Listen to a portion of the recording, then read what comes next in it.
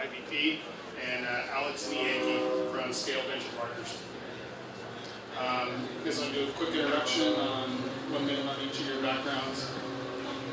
Sure. Alex Nianki with Scale Venture Partners. I've been investing and advising technology and software companies for the past 10 years. I've been with Scale Venture Partners for the past year and a half. We're investing out of a $300 million fund. We've been around for about 20 years. And we focus on in-revenue companies. I think what's unique about us is we definitely do some earlier in-revenue companies as well as late-stage companies. And so I'll share some of those insights. Jules. Yeah, so I'm Jules Maltz. I'm a partner at IVP. Been in venture since 2004. I focus mostly on software and internet investing. I worked on our investments in Twitter, Marketo, Retail Me Not, Dropbox. We have an advantage similar to Scale where we come in after the companies have already achieved some early traction and then help provide capital to help them grow even faster. Well, we'll just start with a high-level intro question with respect to how is the current late-stage funding environment overall? What's the competition look like? How much dry powder is available? We just heard that I just raised a $300 million round.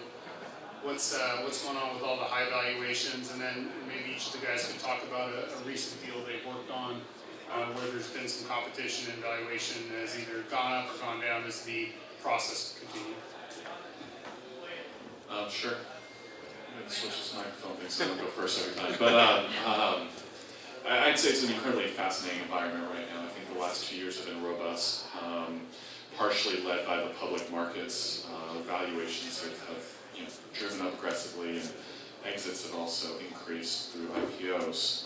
That's caused a lot of enthusiasm for late-stage investing in the private markets.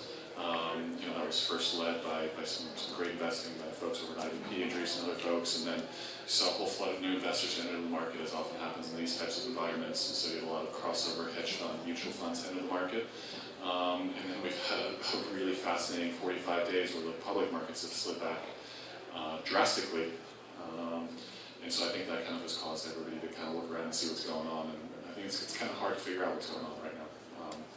So that's a lot of the environment. I think we as a firm, deals that we've recently done, because we have this flexibility to go early in revenue, companies that are doing single-digit millions but growing very quickly, or companies that are doing $20, $30, $40 million in revenue, I focus more on those companies that are doing single-digit millions, doubling, tripling year over year.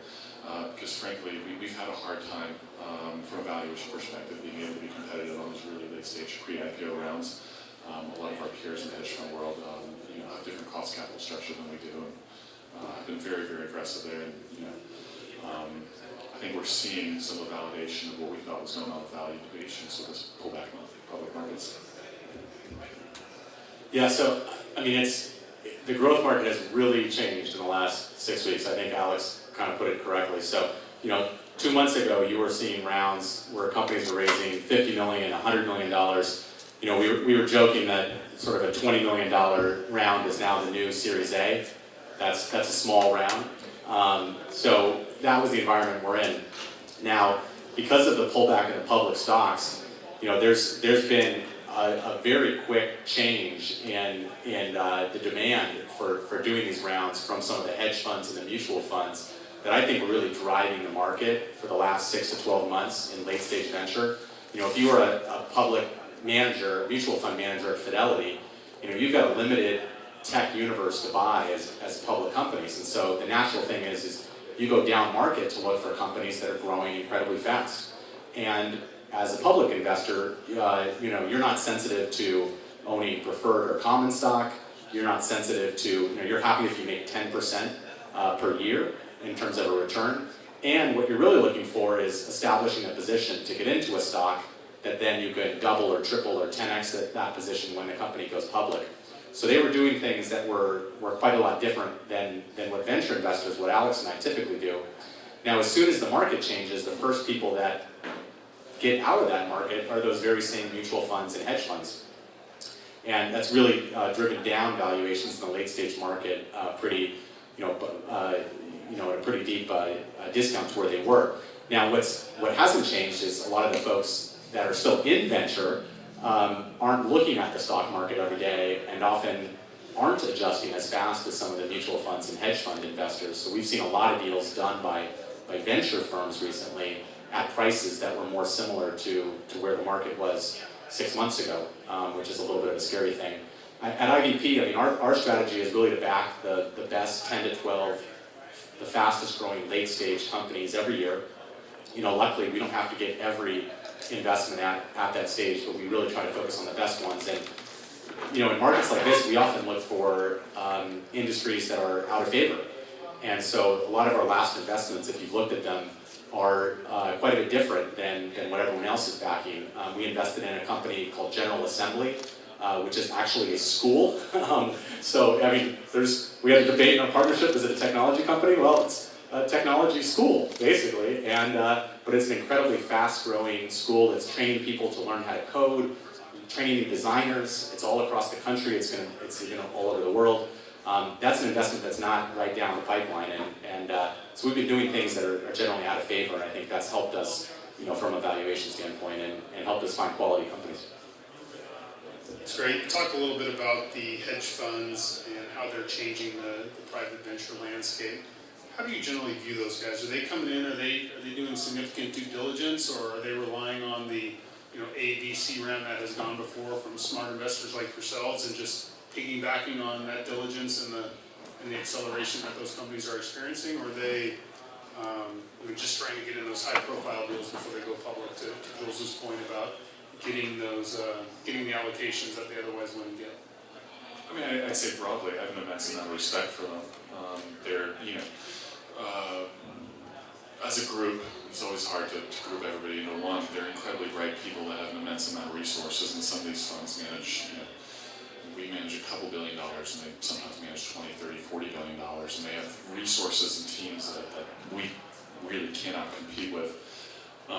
They do sometimes work at a pace and a speed that is a little bit unusual for the venture industry. And you do hear sometimes in the back rooms things like, well, this is just educational for us for a public position, and they'll take a $20 million private position to get educated on something, which we can't make $20 million decisions for education. But I think it's healthy for the venture industry, and I think it forces us to be disciplined about the work that we do as well. Jules, on that same thread, what about their holding period versus the VCs and PEs? Obviously, VCs tend to be a little bit longer stage because they're earlier on. PE, generally, we always think of that, want a 3x return in 3 years, 4x 4 years, 5x 5 years. How do you view the hedge funds and their thoughts with respect to holding periods? You mentioned a lower return rate that they're fine with, but also they're the first ones out. Yeah, I mean, I think, it's interesting. I actually don't have a problem with companies raising money from hedge funds or mutual funds, especially if they're on the track that they are going to go public in the next year or two, and this is their final round of financing. Because if it goes well and you get, I think we're lumping sort of hedge funds, but I really think the more interesting part of the market is the mutual funds, the long-term T. Rowe Price and Fidelities of the world. If you're getting those shareholders in early before an IPO, and then you execute an IPO and you perform well, they're great investors to have. And so I've got no issue with that. What is challenging is that if you raise money from Fidelity or T. Rowe Price at $1 billion, the market changes, which it's changing right now. Then you need to access additional capital 6 months later, a year later, or you want advice from your shareholders about overcoming a really difficult business issue or changing out, a CEO or CFO. You're not going to find them. So they don't, they're great firms, but as Alex mentioned, they're managing, often hundreds of billions of dollars. Investing in pre-IPO venture companies is not their core practice. It's something they do in markets that are very strong. And so if that happens, that's where I really worry about it. The very smart CEOs often realize, the market environment may not always be like this, and it does appear it's changing. And so actually getting an investor that can be with you, in good times and bad is critical. And we're obviously incredibly biased here because those are the firms that we're from. But I do think in down markets or in markets that are volatile, having someone that will be able to support you is critical. Yeah, I should add, my previous firm, CrossFit Capital, is a hedge fund as well as a venture vehicle, and we did some of these late stage crossover rounds, and my public peers were always incredibly excited about them. They're like, oh yeah, we're just going to stick 20 million bucks in this company and we'll go public in 9 months and then everything will be great and we'll sell our position. Because public investors are used to being able to access liquidity really easily. They'll take a $5, $10, $50 million starter position. If they don't like it a week later, they'll sell it. When Jules and I do a deal, we're stuck with that deal for a very long period of time. I don't think they appreciate getting stuck in deals like venture folks do. And so a lot of the times, our public folks thought that, hey, this company's doing well, and they just don't. They're not used to all the road bumps that exist in venture. That's great. We'll let Jules take this one first. We've talked a little bit about the pullback you mentioned over the last 6 weeks or so, or a couple months, with respect specifically with respect to the technology market. What are your thoughts on the catalyst for that? What is it? Was it just the high growth stocks or the momentum stocks getting too far ahead of themselves, and there's a pullback towards more fundamental type investing? And then what is the leg effect of that when the markets drop precipitously over a few month period of time? How long does that take to start to affect the private investments that you guys are looking at on a regular basis? Yeah, I mean, I think it's always hard to point to an exact cause. We were doing some data, and basically the markets peaked right around the first or second week of March this year. Now, interestingly, if people remember the old bubble, they peaked also, I think it was like March 11th, 2000. I remember that day, and very vividly. Not a fun one. I started in technology around then and got to ride the last bubble on the way down, which was, I hear, a lot less fun than riding it on the way up. So I don't know what caused it. I think, one of the things that I spend a lot of time in, I do a lot of investing in internet and SaaS. And in SaaS, valuations today, despite the pullback, are sort of in line where they were about 12 to 18 months ago. So from a multiples basis. And so, if the last 12 to 18 months, we've just seen this incredible rise in valuations consistently. And I think at some point somebody woke up and said, well, historical SaaS valuations should maybe be 5 times revenue, 6 times revenue, but everything's trading at 15 times revenue. How do we get here? And then I think a lot of what's built up the valuations are the valuations of other comparable companies. And so once you see one company start to slide, all of a sudden everything looks expensive. And now we're in an environment where companies announce great earnings and the stock still goes down 15%. So nothing's changing in the fundamentals, it's just a valuation. Okay, great. And I'll let you take a question while the train's going through. So, yes. I'm waiting for the perfect time to say the train has left the station on valuations. Perfect.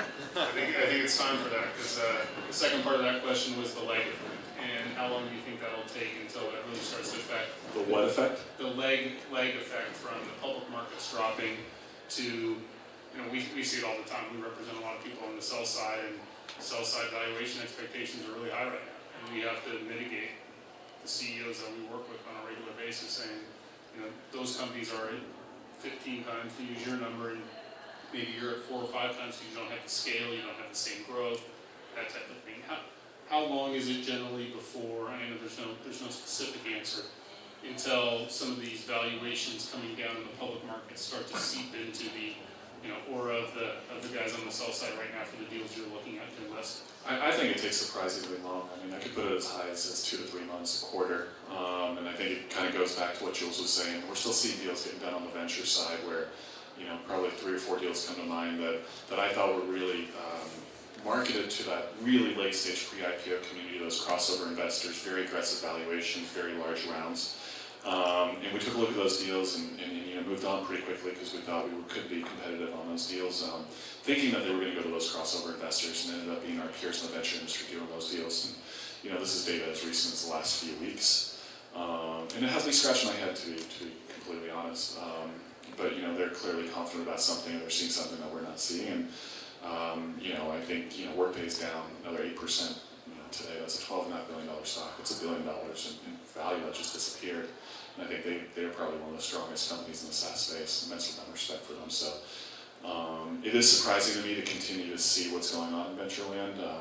But I think over the next month, if the markets continue this way, we'll continue to see that level out. And then I think everybody's keeping an eye on some of these upcoming IPOs, such as Zendesk, which just did its pricing range, and I think did it at a very reasonable valuation, about 4 or 5 times 2015 revenue, which is a very reasonable multiple, and about 50% down where, if they'd gone public in February, they would have listed that.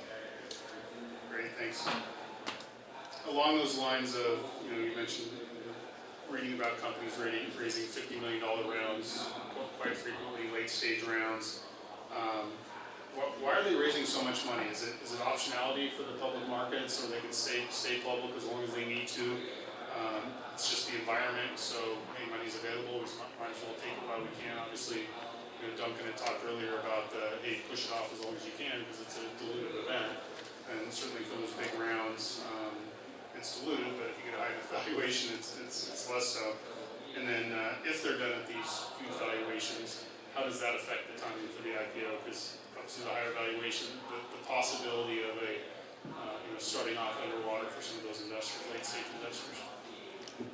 Yeah, I mean, I think if you're at a barbecue, right, the best time to eat is when they're passing around the food. So that's why you're seeing companies raising money today, because the food's being passed around, the money's being passed around, and I think that's still the case. And so I think for those in the room that are thinking about raising money for your startup, there's still people who are incredibly aggressive and excited and try to get funding, and we're seeing this really odd behavior because I think everybody's hearing that message from their boards that we're talking to companies now that I think are some exceptional companies that just raised 3 months or 6 months ago. So they just raised, they've had a lot of progress in 3 months or in 9 months, and they're going back out to the market because they know things may change in 3 months or 6 months.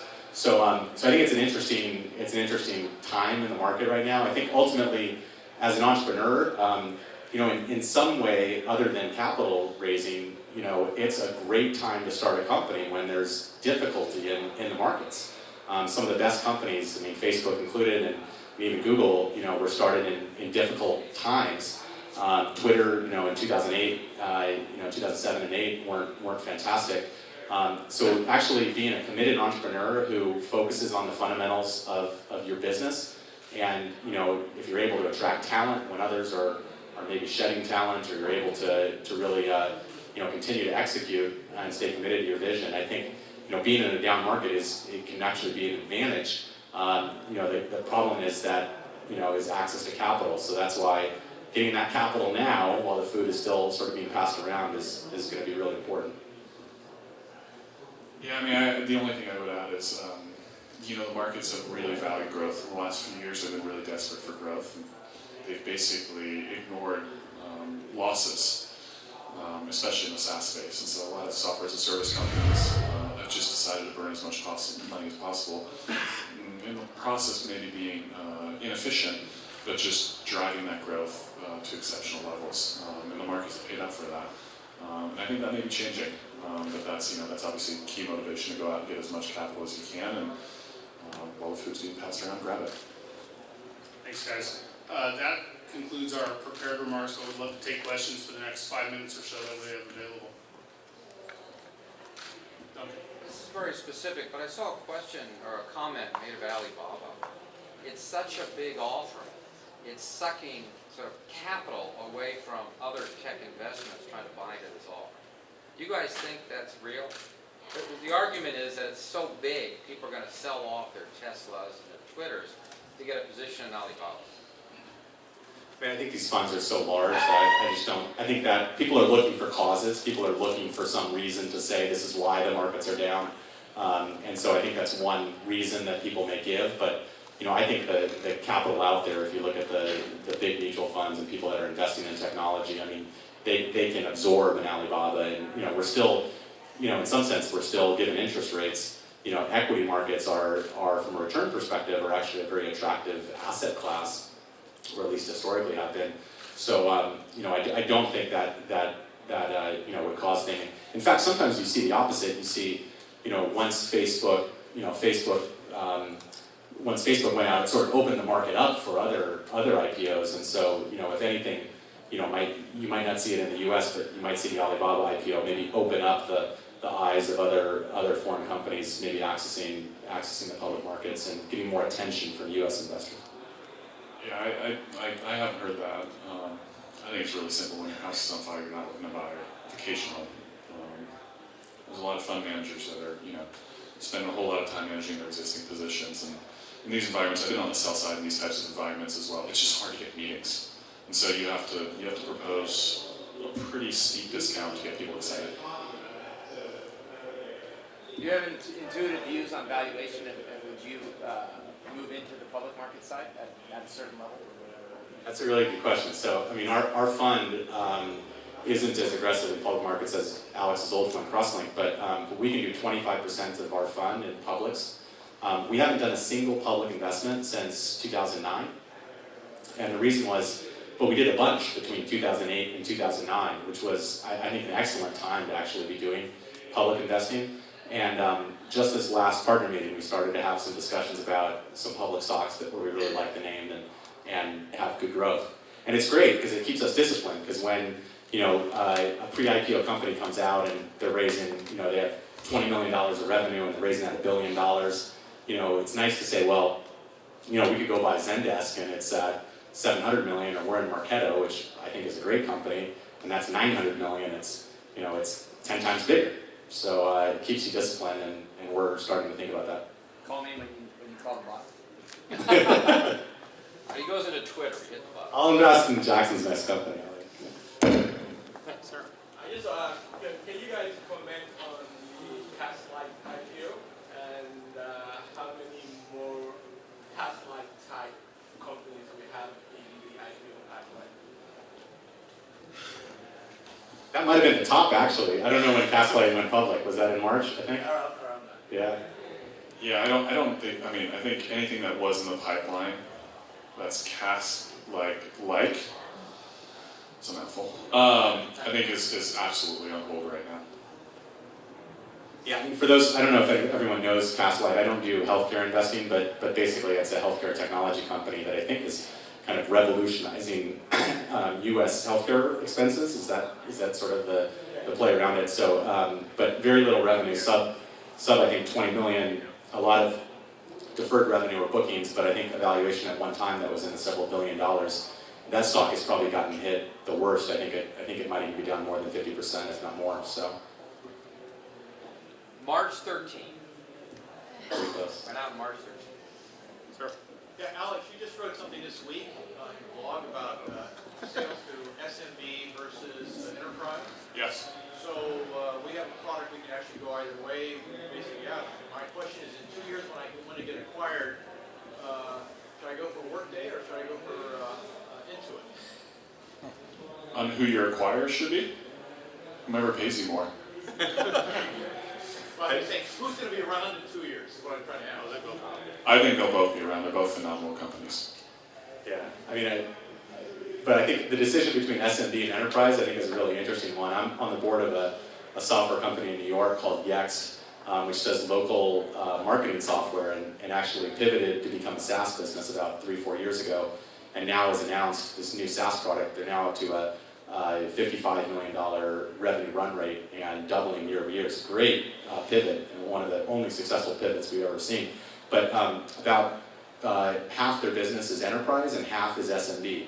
So they sell clients for $500 a year, and then also they sell clients for $2 million a year.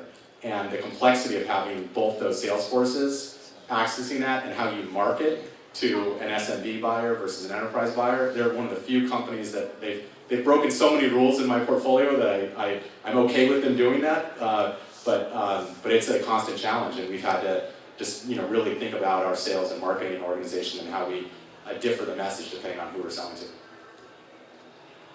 And on that, just out of curiosity, on that company, between the two versions of what they're selling from the marketing platform perspective, is it the same underlying software base with just a whole bunch of toggles turned off? Yeah, 100%. So, yeah, I mean, it's a little more simplified there's more features for enterprise.